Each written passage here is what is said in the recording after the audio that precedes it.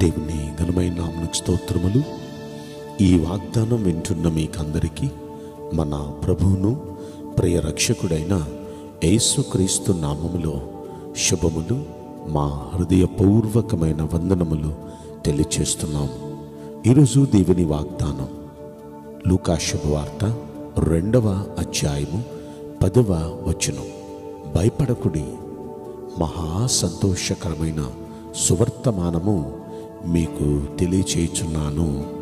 ఈ మంచి వాగ్దానం వింటున్న మనందరి వెనుకడిలో మన మంచి దేవుడు నెరవేర్చునుగాక. ఆమేన్. ప్రియ దైవ జనాంగమా, ఈ క్రిస్మస్ దినాన ఈ వాగ్దానం వింటున్న మీ అందరికీ మన ప్రభు అయిన యేసుక్రీస్తు నామములో శుభం జరుగునుగాక. ఇదిగో ఈరోజు మనకు వచ్చిన ఈ వాగ్దానం చూడండి. ఏ విషయంలో మీరు భయపడుతున్నారు? ఆర్థిక ఇబ్బందుల గురించి చూచి భయపడుతున్నారా? అప్పులు చూచి భయపడుతున్నారా? మీ అనారోగ్యాన్ని బట్టి భయపడుతున్నారా? మీ కుటుంబ సమస్యను బట్టి భయపడుతున్నారా? మీ భవిష్యత్తు గురించి లేక మీ పిల్లల భవిష్యత్తు గురించి మీరు భయపడుతున్నారా? దేన్ని చూచి మనం భయపడాల్సిన అవసరం లేదు. మన భయాలన్నీ తొలగించడానికి మన కొరకు మన రక్షకుడు ఈరోజు పుట్టాడు. అదే ఈ క్రిస్మస్. ఆయన పుట్టిన ఈ శుభవేళ, ఆయన పుట్టడానికి గల కారణం మన భయాలన్నీ తొలగించి మన గుండెల్లో గొప్ప సమాధానం ఇవ్వడానికి ఆయన పుట్టారు. ఇంకొక మాట, మహా సంతోషకరమైన సువర్తమానం తీసుకుని వచ్చారు ఆయన. మనకు మామూలు సంతోషం కాదు, మహా సంతోషం కలగబోతుంది. ఈ లోకంలో ఏ వార్త విన్నా అన్ని దుర్వార్తలే కదా. అక్కడ ఈ యాక్సిడెంట్ అయింది, ఇంతమంది చనిపోయారు.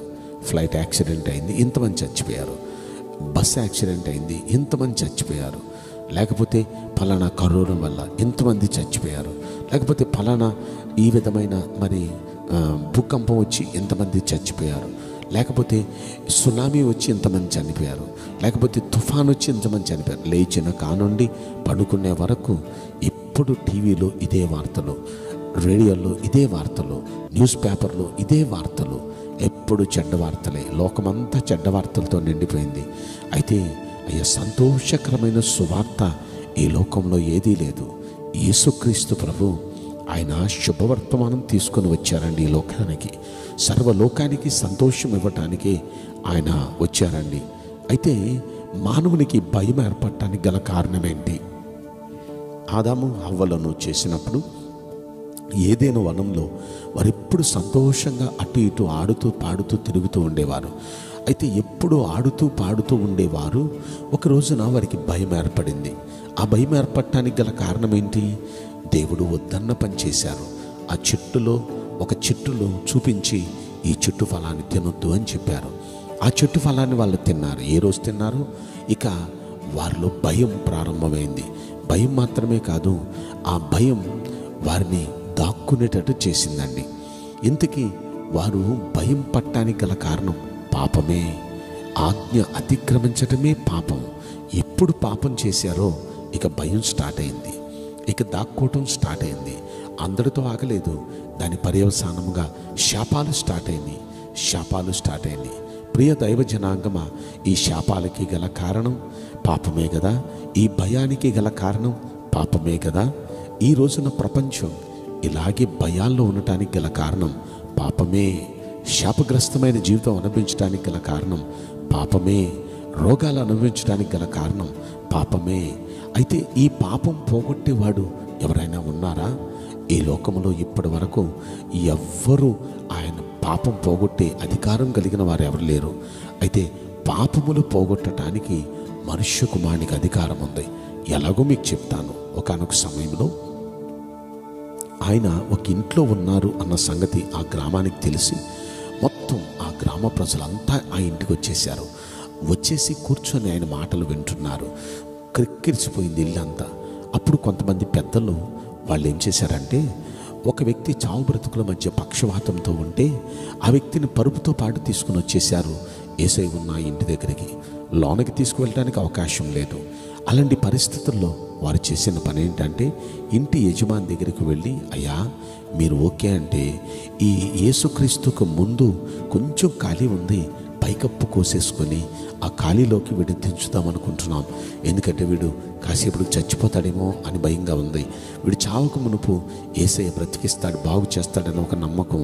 కాబట్టి వాడిని అక్కడ దించుతాను పర్మిట్ చేస్తే. సరే దించండి అన్నారు ఆయన.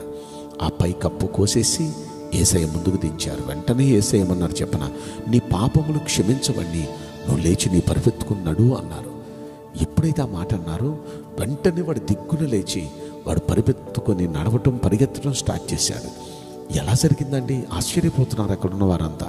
అప్పుడు అంటున్నారు, పాపములు క్షమించుటకు మనుష్య కుమారునికి అధికారం కలదని మీరు తెలుసుకోవాలి, అందుకే నేను ఈ పని చేశాను. ఎందుకంటే మన యేసయ్య పాపములు క్షమించుటకు అధికారం కలిగిన వాడు. ఏ పాపమైతే మనిషిని భయపడేటట్టు చేస్తుందో, ఆ పాపం ఏ రోజైతే క్షమించబడుతుందో ఇక భయం తొలగిపోతుంది. ఏ మనిషి అయితే పాపం చేసి శాపగ్రస్తమైన జీవితం అనుభవిస్తున్నాడో, ఇప్పుడు ఆ శాపం పోవాలంటే పాపం పోవాలి. పాపం పోగొట్టడానికి యేసయ్య వచ్చారు. అదే శుభవార్త అండి. అసలు ఈ రోజున పాపం ద్వారానే ఎన్నో శాపాలు, ఎన్నో శిక్షలు, ఎన్నో విధమైన భయంకరమైన పరిస్థితులు మనిషి ఎదుర్కొంటున్న ఈ భయంకరమైన వేళలో మన ప్రభు అయిన యేసుక్రీస్తు ఆ భయాలన్నీ తొలగించడానికి మన కోసం ఆయన పుట్టారు, మన కోసం పుట్టారు. ఆ పుట్టినరోజును పురస్కరించుకొని ఈ దినాన్న ప్రభు మనకు అంటున్న మాట, మీరు ఒక సంతోషకరమైన సువర్తమానం మీకు నేను తెలియపరుస్తున్నాను. ఈ రోజున ఏ వార్త మీరు వినాలనుకుంటున్నారు? అయితే ఆయన ఒక మంచి మహా సంతోషకరమైన సువర్తమానం మీకు ఆయన తీసుకుని వచ్చారు. ఆ సువర్తమానం ఎవరో చెప్పనా, ఆయన ఎవరో చెప్పనా తీసుకొచ్చిన వ్యక్తి మీ కొరకు రక్షకుడు పుట్టాడు ఈ రోజున. కనుక ఆ రక్షకుడు నా కోసమే పుట్టాడని ఎవరి మట్టుకు వాళ్ళు అనుకుందాం. మన కోసమే పుట్టాడు, మనల్ని ఉద్ధరించడానికి, మన వ్యాధులు తగ్గించడానికి, మన సమస్యల్లో పరిష్కారం ఇవ్వడానికి, మన శాపం నుండి మనల్ని విముక్తిపరచడానికి, నోటి నిండా నవ్వివ్వడానికి రక్షకుడు మన కోసం పుట్టాడు. ఆయనే మన ప్రభు అయిన క్రీస్తు. కాబట్టి గమనించారా ప్రియ దైవ జనాంగమా, ఈ రోజున ఈ వాగ్దానం వింటున్న మీలో ప్రతి వ్యక్తి ఆయనిచ్చు ఆ మహా సంతోషం, మహా ఆనందం మీరు పొందుదురుగాక. ఆమేన్. నేను మీకోసం ప్రార్థన చేయబోతున్నాను. పరిశుద్ధుడా, ప్రేమలేశ్వరాజా, మీ పరిశుద్ధ బంగారు పవిత్రమైన నామమునకు నిండు మనసుతో కోట్ల కొలదిగా స్తుతులు, స్తోత్రములు, వందనాలు చెల్లిస్తున్నాం. ఈ వాగ్దానం వింటున్న ప్రియుల జీవితంలో దయచేసి ఈ వాగ్దానం నెరవేర్చి కృప చూపించండి. మీ బిడ్డలకు మహా సంతోషకరమైన సువర్తమానం మీరు సిద్ధం చేశారు. దాన్ని వారికి తెలియపరిచి ఆనందపరచమని ఈ కొద్ది మానవులు నజరుడైన యేసుక్రీస్తు ప్రశస్తమైన నామములో మిక్కిలి వినయముతో ప్రార్థించి బ్రతిమలాడి వేడుకుంటున్నాం ప్రియ పరలోకపు తండ్రి. Amen. May God bless you all.